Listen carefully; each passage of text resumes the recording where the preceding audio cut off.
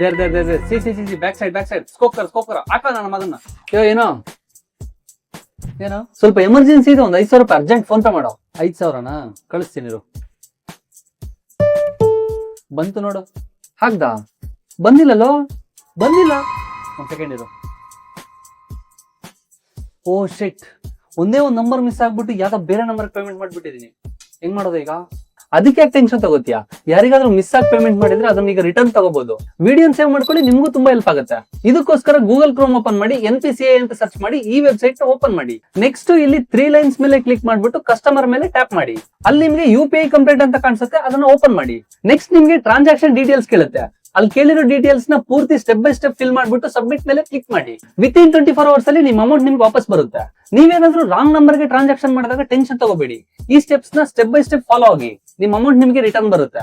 ಈ ವಿಡಿಯೋನ ನಿಮ್ ಫ್ರೆಂಡ್ಸ್ ಅಂಡ್ ಫ್ಯಾಮಿಲಿಗೆ ತಪ್ಪದೆ ಶೇರ್ ಮಾಡಿ. ಈ ತರ ಕಂಟೆಂಟ್ ಗೋಸ್ಕರ ನಮ್ಮ ಪೇಜ್ ನ ಫಾಲೋ ಮಾಡಿ.